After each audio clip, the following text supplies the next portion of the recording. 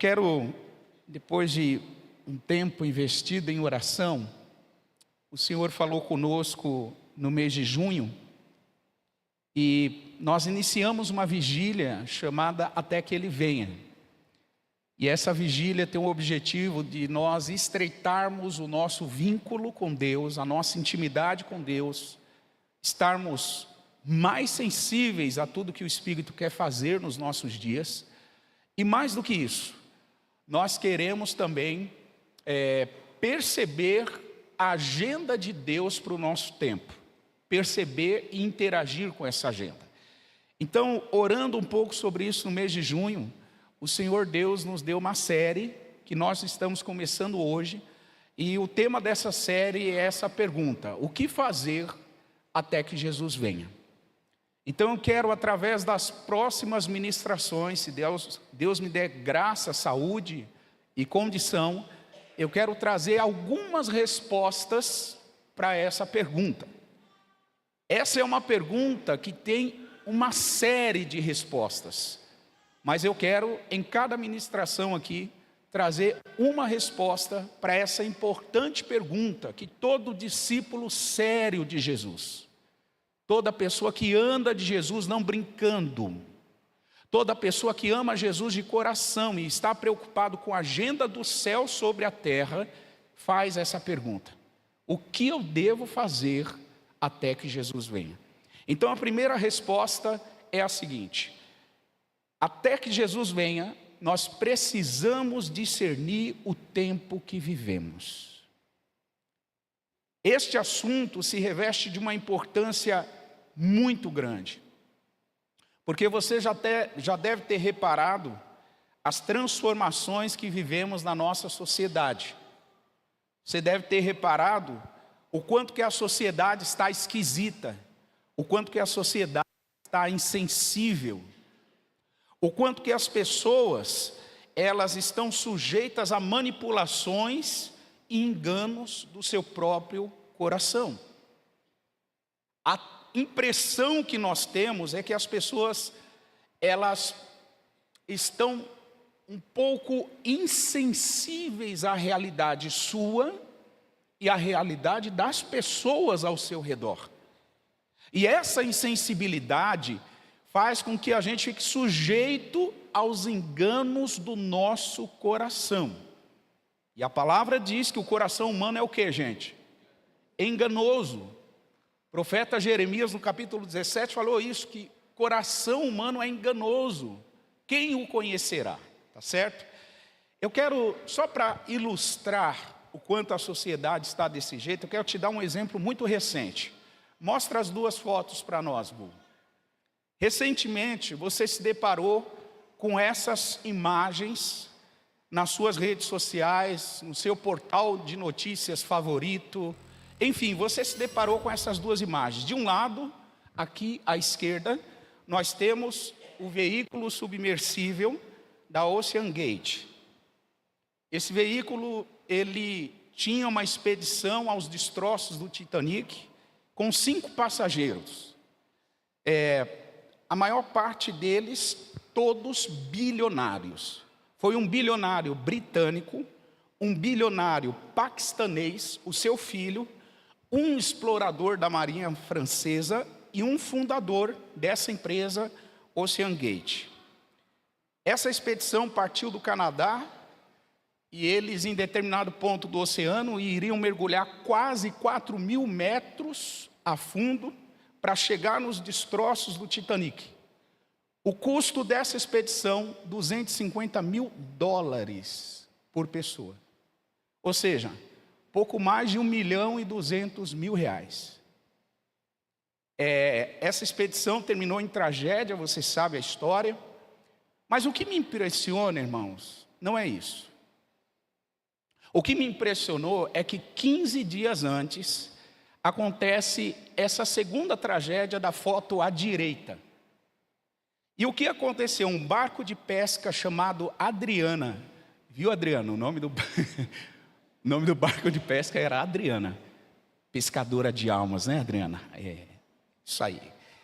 Esse barco de pesca chamado Adriana, Ele partiu do Egito, irmãos, com destino à Europa, com 750 imigrantes, 750 pessoas, na sua maioria afegãos, sírios, paquistaneses, e mais de 100 crianças estavam no meio dessa tripulação. O que eles estavam fazendo? Eles eram refugiados, eles estavam fugindo da fome, eles estavam fugindo da guerra, eles estavam fugindo da morte, e esse barco chamado Adriana afundou no mar Mediterrâneo, na costa da Grécia, e os últimos números apontavam para mais de 500 mortos, mais de 500 mortos. A pergunta que não quer se calar é muito simples, e que você deveria refletir. 2 viagens ao mar, algo muito semelhante, ambos com o mesmo objetivo. Tanto os tripulantes do Ocean Gate como os tripulantes do barco Adriana, eles tinham como objetivo viver uma nova experiência de vida, buscar uma nova experiência de vida. Alguns entrando em contato com o destroço do Titanic e outros chegando numa nova terra de novas possibilidades na Europa. Só que olha que interessante, a abordagem que foi feita sobre as 2 notícias foi muito diferente. Muito diferente. E por que foi muito diferente? Porque uma coisa é uma embarcação afundar com bilionários dentro. Outra coisa é uma embarcação afundar com centenas de refugiados. Porque, afinal de contas, refugiado tem toda semana, né? Todo mundo está fugindo do Haiti, da Síria, todo mundo está fugindo do Paquistão, do Afeganistão. Então, mais um barco, mais algumas famílias, e a mídia dá pouca visibilidade para esse tipo de notícia.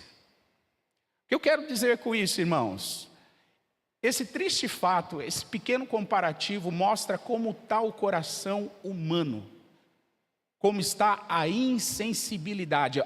Houve toda uma comoção nas redes sociais em torno de 5 tripulantes que morreram. E eu não estou deixando de lamentar a morte deles. Toda morte é uma perca, toda tragédia é uma tragédia. Você diz amém? Só que presta atenção em algo. Em proporções, foi tudo muito manipulado para a morte dos 5 e pouco falado sobre a morte dos mais de 500. Por que isso, gente? Por que isso? Qual é a raiz dessa diferença? E isso fala um pouco do nível da maldade e da manipulação e do engano que há no coração humano. São para esse tipo de situações e outras que Jesus quer que a sua igreja tenha discernimento do tempo que nós vivemos. Diga isso comigo, como igreja de Jesus, Ele espera que eu tenha discernimento. A pergunta é, que tempo é esse que nós vivemos? Nós vivemos um tempo em que antecede a volta de Jesus. E nesse tempo que antecede a volta de Jesus, é muito nítido nas Escrituras que o Senhor está preparando a igreja para ser sensível aos sinais que estão acontecendo no mundo, sinais que estão acontecendo em Israel e sinais que estão acontecendo dentro da igreja. Então preste atenção, há 3 níveis de sinais que apontam para a volta de Jesus. Primeiro, sinais no mundo. Segundo, sinais em Israel. Terceiro, sinais dentro da igreja. E o Senhor quer que a gente esteja atento, percebendo, discernindo isso. O apóstolo Paulo, ele vai descrever com grande precisão os sinais que apontam para a volta de Jesus. Abre comigo a sua Bíblia em 2 Tessalonicenses, e eu quero ler com vocês o capítulo 2 e alguns versículos deste capítulo. 2 Tessalonicenses, capítulo 2, e verso de número 1. Ora, irmãos, rogamo-vos pela vinda de nosso Senhor Jesus Cristo e pela nossa reunião com Ele, que não vos movais facilmente do vosso entendimento, nem vos perturbeis, quer por espírito, quer por palavra, quer por epístola, como de nós, como se o dia de Cristo estivesse já perto. Versículo 3, vocês podem ler? 1, 2, 3.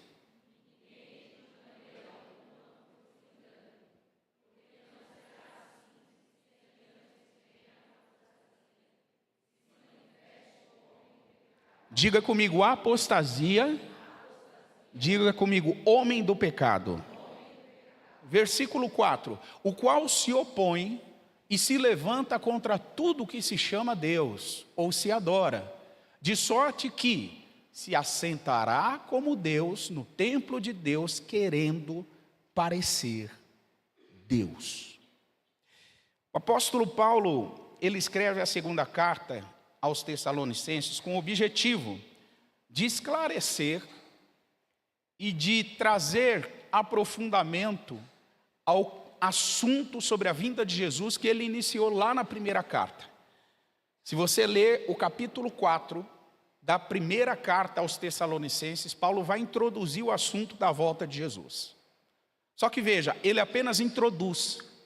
E quando ele introduz, ele percebe que alguns cristãos da igreja de Tessalônica entenderam mal o assunto. E aí Paulo se vê na responsabilidade de escrever a segunda carta e começar o detalhamento do assunto. Então o capítulo 2 e o capítulo 3, Paulo na segunda carta vai explicar, vai detalhar, vai trazer assim um aprofundamento muito completo, muito robusto sobre a vinda de Jesus. Então Paulo vai dar aqui para nós alguns sinais, algumas orientações importantes para que a gente perceba e tenha essa sensibilidade para discernir os tempos que antecedem a vinda de Jesus. Então a pergunta é, o que precisamos discernir sobre a vinda de Jesus? Quais são os discernimentos que a gente precisa ter? Número 1, a gente precisa perceber as tentativas de manipulação da verdade, de tentativa de manipular a verdade. É um tal de pregar o amor de Deus sem falar sobre a justiça de Deus. É um tal de falar que Deus ama, Deus quer o nosso bem, Deus enviou Jesus na cruz por pecados e não importa o que a gente faça, Ele sempre vai se agradar de nós. Mentira. Então está se pregando um Cristo esfacelado, um evangelho modificado. Por quê? A verdade sofre ataques sistemáticos para que ela perca a autoridade que ela possui, para que ela perca esse poder que ela carrega. Quantas informações que chegam até você que não correspondem à verdade que está na palavra? Quantas informações que chegam até você que você precisa fazer um filtro altíssimo para poder ouvir, para poder ler, para poder absorver aquela notícia? Quantas vozes tentando manipular a verdade absoluta de Deus? O apóstolo Pedro, na sua primeira carta, capítulo 2, aliás, na sua segunda carta, 2 Pedro 2, versos 1 e 2, olha o que Pedro fala sobre esse assunto. Ele diz assim: e também houve entre os povos falsos profetas, como entre vocês também haverá falsos doutores. Então, 2 Pedro 2, 1 e 2, que introduzirão encobertamente heresias de perdição e negarão o Senhor que os resgatou, trazendo sobre si o que, gente? Diga isso comigo, repentina destruição. Sabe o que Pedro está ensinando aqui? Ele está falando para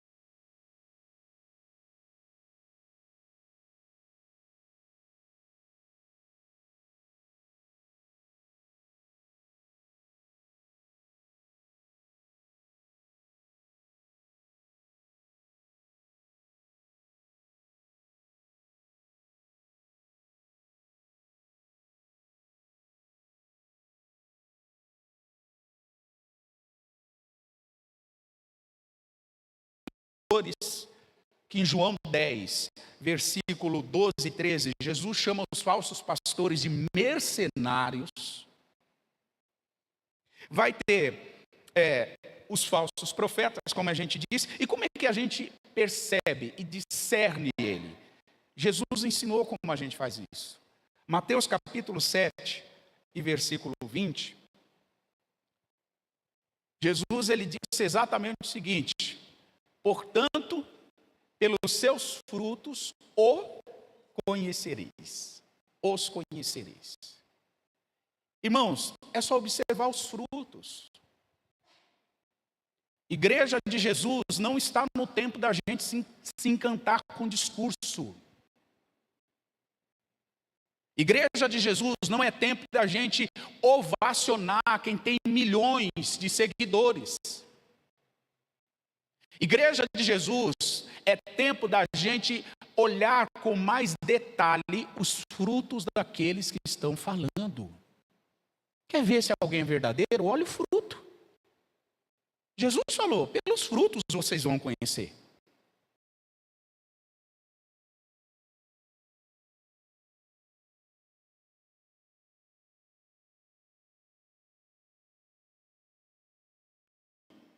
Todo verdadeiro, ele permite, ele está aberto. Agora, todo falso, preste atenção nisso, ele sempre cria uma desculpa para deixar de conviver. Porque ele tem medo da convivência. Porque a convivência revela.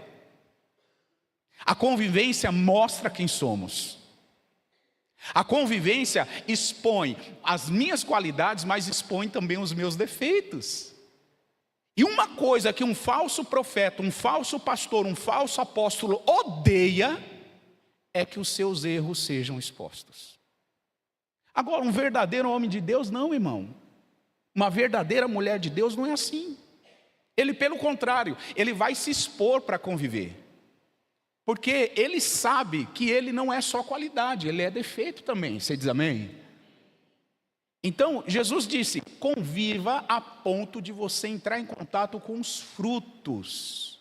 E você vai perceber quem é verdadeiro e quem é falso. Número 2. Até que Jesus volte, precisamos discernir sobre as manipulações através do engano. Olha o que diz o capítulo 2 de 2 Tessalonicenses 2 e verso 3. Capítulo 2 de 2 Tessalonicenses, versículo 3. Vocês podem ler? 1, 2, 3. Ponto. Paulo está dizendo assim, gente, não se permita ser enganado. É muito comum a gente ouvir as pessoas, eu fui enganado. Mas quantas vezes você ouviu alguém dizer assim, eu me deixei ser enganado? Normalmente se coloca a culpa em quem enganou. Não, aquela pessoa me enganou. É isso ou não é, gente? Mas ela só me enganou porque eu me deixei ser enganado. Eu caí no conto do vigário. Eu caí na conversinha daquela pessoa. Então Paulo está dizendo para a igreja mais ou menos assim, trocando em miúdos, não caia na conversinha das pessoas. Não caia no engano das pessoas. Seja alguém que não é facilmente enganado. Por quê, irmãos? Existe uma manipulação terrível chamada engano. O engano, ele se apresenta de forma sedutora. O engano se apresenta cheio de vantagem. O engano se apresenta de forma aparentemente mais fácil do que o caminho. O engano é sempre um atalho para você chegar mais rápido no seu objetivo. Então, existe uma manipulação muito forte nos nossos dias chamada engano. Nós estamos vivendo uma sociedade do menor esforço. O que isso significa? Quanto maior o ganho que eu tenho o potencial de ter, e quanto menor o esforço que eu devo fazer, essa proposta é boa e eu abraço. Quantas pessoas, irmãos, foram enganadas por pirâmides, foram enganadas por por propostas de ganhos fáceis, com menor esforço, e ter uma renda incrível. Tudo porque há uma operação espiritual maligna, chamada engano, solta nos nossos dias. E o que nós precisamos fazer? Nós precisamos perceber isso. Uma das principais fontes de engano é a internet. Uma das principais formas de engano é a internet. Eu não digo que a internet é má, ela é boa, se bem utilizada, com filtro, com discernimento, com sabedoria. Mas se não tiver isso, irmão, é melhor que você não tenha. Jesus chegou a dizer isso. Se o teu olho te faz pecar, o que ele disse? Arranca o teu olho, porque é melhor que você entre na vida com um olho só do que com os dois você ir para o inferno. Agora vamos aplicar isso aqui para nós. Tem crente que não sabe lidar com a internet. Não sabe. Então é melhor você entrar na vida eterna sem a internet do que acessar a internet aqui e com ela você ir para o inferno. É mais ou menos isso que Jesus está dizendo. Então por quê? Porque a internet é uma das principais portas de manipulação do engano. Eu sugiro aqui a você assistir um documentário que está disponível no Netflix chamado O Dilema das Redes. Esse documentário ele mostra o quanto que as redes sociais, a internet de um modo geral, ela está configurada para aprisionar as pessoas lá a maior parte do tempo possível e tornar as pessoas reféns da internet, das redes sociais, de modo que não sobre tempo para outras atividades que são mais importantes. Nesse documentário, eu não vou dar o spoiler, mas vale a pena você ver. Engenheiros, irmãos, que trabalhavam nas Big Techs, nas grandes empresas de tecnologia do mundo, eles dão depoimentos falando que os algoritmos que foram configurados, eles tomaram uma proporção assim incontrolável. Porque eles criaram algo justamente para manipular a vontade humana, para prender a vontade humana, para tornar o ser humano refém. E é isso que está acontecendo. Quantos estão aprisionados? Agora, quando a gente lê a Bíblia, a gente percebe que o problema não é a internet, é mais antigo. O problema é essa estratégia do inferno chamada engano. Gênesis capítulo 3 vai mostrar que quando a serpente, ela seduz Eva a comer o fruto do entendimento do bem e do mal, quando ela é seduzida, a serpente, ela cria um argumento para aprisionar Eva. Olha o que diz no versículo de número 4, de Gênesis 3. Ela diz assim: então a serpente disse à mulher. O que ela disse, gente? Olha que palavra boa. Deus disse para Eva: você vai morrer infeliz se comer. Deus falou para Adão: Adão, você vai morrer. Você vai morrer, não toca. Aí sabe o que a Eva faz? Perdão, a serpente faz para Eva? Ela relativiza. Não, Deus está sendo duro demais. Você não vai morrer. Pode comer, pode tocar. Olha a proposta seguinte, verso 5. Porque Deus sabe que no dia em que você comer desse fruto, os seus olhos vão se abrir. E você vai ser como Deus. Você vai conhecer o que, gente?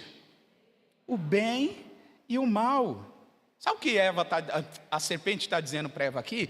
Você está sendo enganada por Deus. Deus quer te ocultar o conhecimento do bem e do mal. É isso que a serpente está dizendo para Eva. Veja, irmão, se isso não é a força do engano, a força da mentira, a força da manipulação. E essa é a realidade que acontece nos nossos dias. A serpente está novamente lançando dúvida na mente dos filhos de Deus acerca da bondade do nosso Pai. Então, no tocante às manipulações através do engano, a serpente está novamente lançando a dúvida, lançando a incerteza sobre a bondade de Deus. Qual foi o erro de Eva, irmãos? Ela argumentar contra o engano.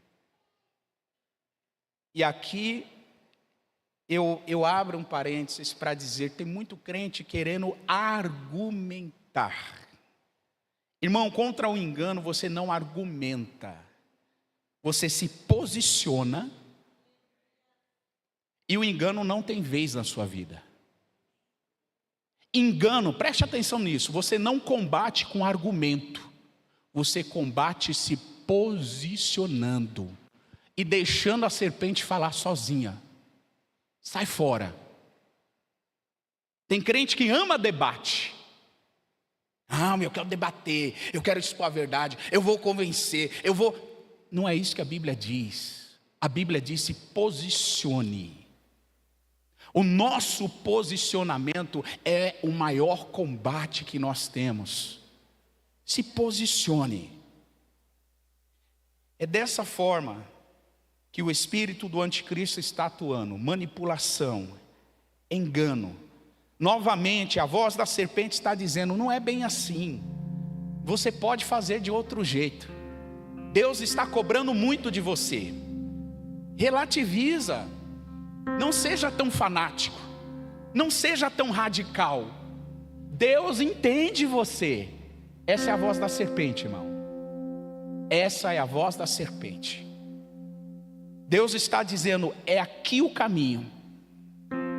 Jesus disse: estreito e apertado é o caminho que conduz à vida eterna. A serpente está dizendo: não, você pode fazer o que você quiser. Faça o que quiser, mas você não vai, no final das contas, para onde Deus quer que você vá. Há um princípio bíblico que Jesus descreveu em João 8, e ele estava falando para uma multidão de religiosos. No versículo 43 e 44, Jesus ele disse para eles: vocês não conseguem entender o que eu estou falando? Vocês não conseguem entender a linguagem? E aí Jesus diz assim no verso 44, que aquela audiência dele, João 8,44, aquela audiência dele tinha por pai o diabo, e eles queriam satisfazer os desejos do pai deles, e que o diabo foi homicida desde o princípio, não se firmou na verdade, porque no diabo não havia verdade nenhuma, ele nunca esteve ao lado da verdade, e porque não há verdade nele, ele profere mentira, fala do que é próprio, ou seja, é costume de Satanás, o engano, faz parte da natureza de Satanás, a mentira, o distorcer a verdade de Deus, porque ele é mentiroso, porque ele é o pai da mentira. E no mesmo evangelho de João, no capítulo 14, verso 6, Jesus ele vai dizer que o oposto do diabo ele era. Jesus ele disse: o diabo é a mentira, ele é o pai da mentira, ele é a origem da mentira, ele não sabe viver na verdade. Só que no oposto disso, Jesus disse: eu sou o caminho, a verdade e a vida. Ninguém vem ao Pai senão por mim. Em outras palavras, Jesus está dizendo: quer vencer o engano, quer vencer a mentira, quer vencer a manipulação, ande na verdade, abrace a verdade. Só que, irmãos, isso tem um custo, e aí a gente tem que ter discernimento. Nós queremos realmente pagar o preço disso? Ou a gente quer viver no custo mais barato, mais acessível? A gente está disposto a pagar o preço de viver na verdade? Porque, irmão, presta atenção em algo: você viver na verdade, você vai ter que expor também os seus defeitos, você vai ter que expor as suas fragilidades, Viver na verdade exige de nós uma disposição de sair do que é oculto e nos expor como nós somos. Então viver na verdade há um preço a ser pago. Por isso que muitos escolhem a mentira, o engano, o oculto, porque é mais barato, é mais simples. Em terceiro lugar, nós precisamos discernir sobre a vinda do Senhor, porque o cenário da apostasia está preparando o caminho para o surgimento do anticristo. Eu oro, irmãos, para que uma palavra como essa, ela encontre lugar no seu coração. E sabe por que eu oro, irmãos? Porque muitos cristãos já não querem ouvir uma palavra como essa. Muitos cristãos já decidiram viver no engano, já aceitaram e abraçaram o engano. E há um nome na Bíblia que descreve esse tipo de cristão. O nome disso é apostasia. Se apostataram. O versículo 3 de 2 Timóteo 2 diz: ninguém de maneira alguma vos engane, porque não será assim até que venha a apostasia e se manifeste o homem do pecado. Quem é o homem do pecado? É o anticristo. Só que perceba que antes do anticristo se manifestar ao mundo, o espírito dele está se manifestando, trazendo engano, trazendo mentira, trazendo uma rejeição ao Cristo verdadeiro. Só que olha o que o texto sagrado diz: antes que venha a apostasia e se manifeste o homem do pecado. A apostasia virá primeiro e o anticristo virá na sequência. A apostasia, ela vai crescer, ela vai se multiplicar. Paulo está afirmando que a apostasia, ela vem antes do anticristo no cenário mundial, inclusive na igreja. Na igreja. O que significa apostasia? Significa a ação de rejeitar algo, a renúncia da fé cristã. Ou seja, uma ideia de que eu posso ser cristão, mas eu posso ser um cristão de acordo com a minha vontade. Eu posso ser cristão, mas o cristianismo que eu sigo é o meu cristianismo, é o meu Cristo. Eu faço o que eu quero, Ele é o meu Senhor. Não, não é. Se eu faço o que eu quero, irmãos, eu não sou cristão. Se eu não estou reproduzindo o que Cristo mandou, eu não sou cristão. Eu posso ser nominal, um cristão nominal, mas não um cristão verdadeiro. O cristão verdadeiro, ele é alguém que renuncia para viver a vontade de Deus. O Paulo, orientando Timóteo, um jovem pastor, ele disse no capítulo 4 de 1 Timóteo, verso 1 e 2: mas o Espírito expressamente diz que nos últimos tempos apostatarão alguns da fé. Olha isso, irmãos. Paulo está dizendo que alguns se apostatariam da fé. E como? Eles dariam ouvidos a espíritos enganadores e a doutrinas de demônios. O Paulo alertou Timóteo: a ação de resistir, de renunciar à verdade, prepara um ambiente para o surgimento de uma ideia que seja anticristã. E a sociedade está caminhando para isso, irmãos. A apostasia está crescendo, a resistência ao cristianismo está crescendo, a oposição às ideias centrais do cristianismo está crescendo. Hoje você encontra pseudo-cristãos que eram referências na fé, e hoje eles estão dizendo assim: não, o relacionamento homoafetivo é algo que acontece, é algo que Deus não reprova. Eles estão dizendo que uma mulher praticar um aborto é normal. Deus não reprova. Eles estão dizendo que defender a livre sexualidade é normal. Inclusive, se um adulto sentir desejos por uma criança, é normal. Hoje nós temos cristãos afirmando isso. Falsos cristãos afirmando isso. Então a apostasia está crescendo e vai crescer ainda mais. Como igreja a gente precisa discernir. Porque, irmãos, a manobra é tão sutil, mas é tão sutil, que alguns acham que esse assunto é assunto de cunho político, mas é assuntos com relação à fé cristã. A fé, a essência, algo sagrado que Cristo defendeu. Então, a gente precisa ter discernimento. 1 João capítulo 2, eu estou caminhando para o final, verso 18 e 19.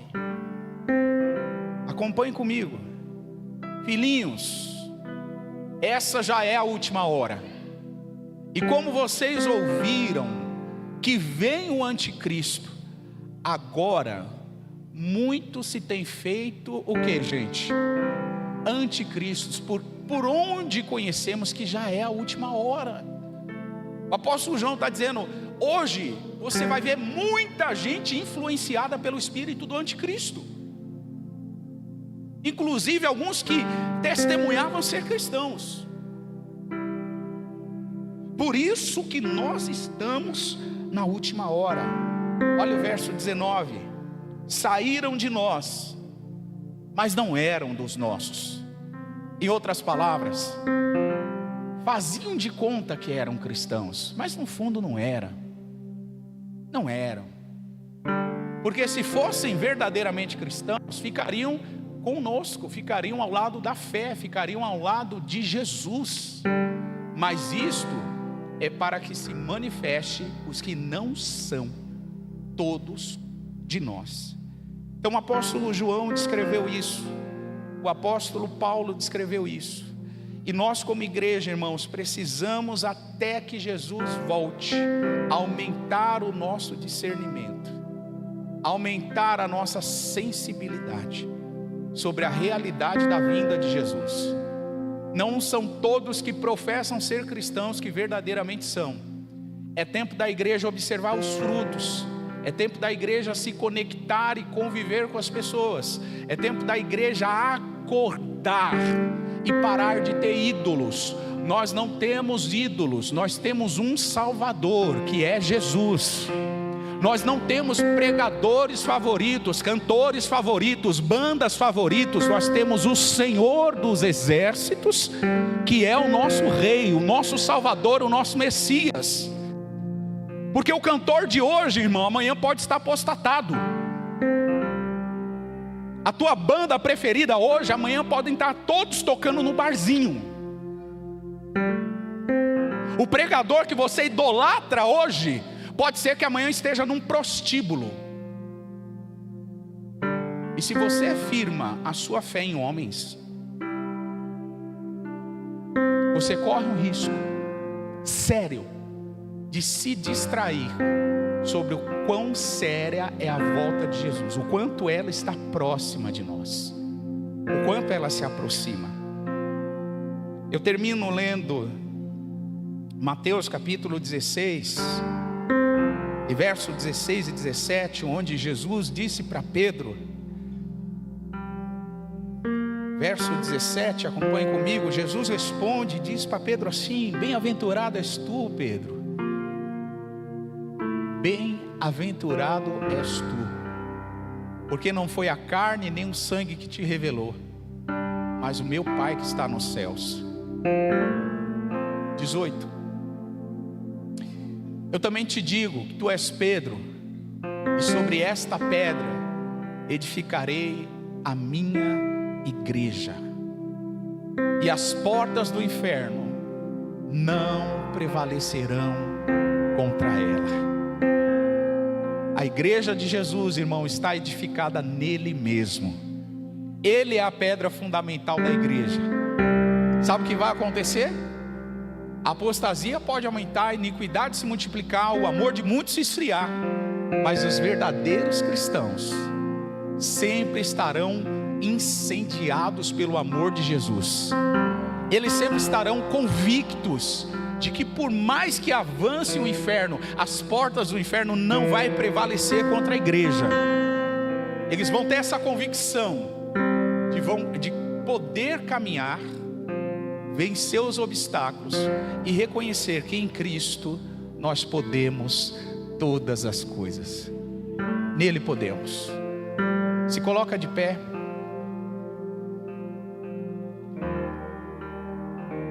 Eu quero te convidar a fechar os seus olhos. E eu quero te convidar a orar nesse momento.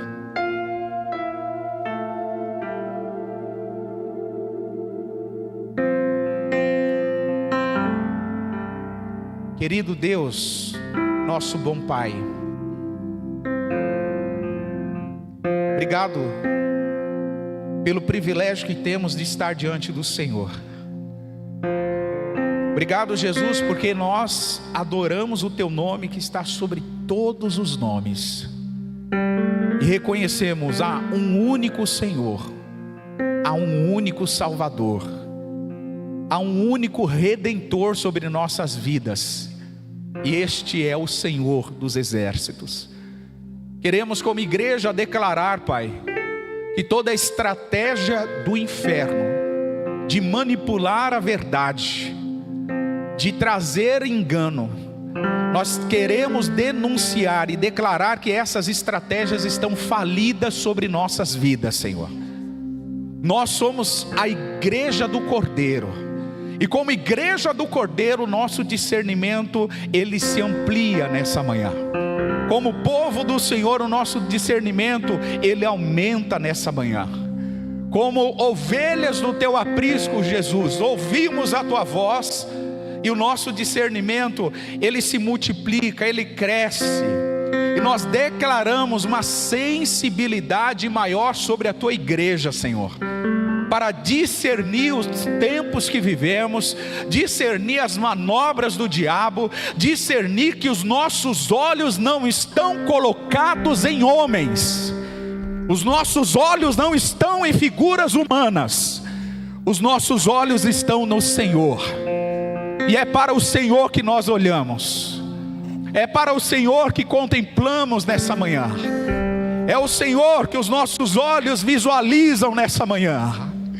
Por isso, Pai, queremos te adorar, te engrandecer, queremos, Senhor, te glorificar.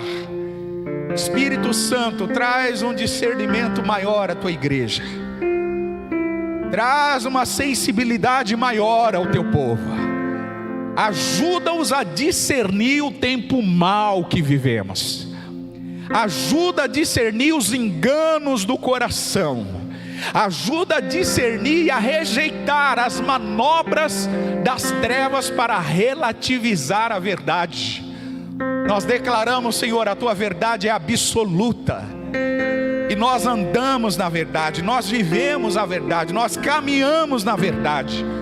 Que a luz do Senhor resplandeça sobre a igreja, que a luz do Senhor resplandeça sobre cada filho do Senhor, que a luz do Senhor confirme que nós estamos na verdade e que nós amamos a luz. Senhor, tira de nós o medo de sermos verdadeiros. Muitos têm medo de ser verdadeiros porque têm medo de serem rejeitados. Tira de nós o medo da rejeição, Senhor, porque a maior aceitação de todas nós já recebemos, que é a do Senhor. O Senhor nos aceitou, o Senhor nos recebeu como filhos, e esta é a maior de toda aceitação que nós precisamos. Por isso, Pai, em nome de Jesus, que a tua igreja caminhe de fé em fé, que a tua igreja caminhe de glória em glória, que a tua igreja veja o teu poder, a tua presença, a tua gloriosa virtude, desfazendo todo o poder de encantamento da serpente. Nós declaramos: as mentiras da serpente são derrubadas, são desfeitas, são canceladas. As mentiras da serpente não têm efeito sobre nós. Nós combatemos, denunciamos e rejeitamos, no poderoso nome de Jesus. No poderoso nome de Jesus. Irmão, se você pode erguer as suas mãos em gratidão ao Senhor, se você pode agradecê-lo pela liberdade, pela presença, pela virtude do Espírito que há sobre nós. Você pode levantar suas mãos e agradecer a Ele por sermos livres. Obrigado, Senhor. Obrigado, Jesus. Obrigado porque não somos presos a nada. Não somos presos a absolutamente nada, Senhor. Somos livres para te adorar. Obrigado pela liberdade. Te agradecemos, te glorificamos, te honramos. Oh, santo é o Senhor. Santo, santo, santo é o Senhor. Toda a terra se enche da sua glória, Senhor. As nossas vidas se enchem da sua glória. À medida que rejeitamos a mentira, à medida que rejeitamos as manipulações, à medida que rejeitamos o engano, à medida que rejeitamos a operação do espírito do anticristo, à medida que nos rendemos ao Senhor, a sua verdade, a sua palavra, Jesus, encha-nos do teu espírito. À medida que nos rendemos, encha-nos de ti, Senhor. Completa-nos. Te adoramos, te glorificamos. Vamos adorar o Senhor. Adore o Senhor.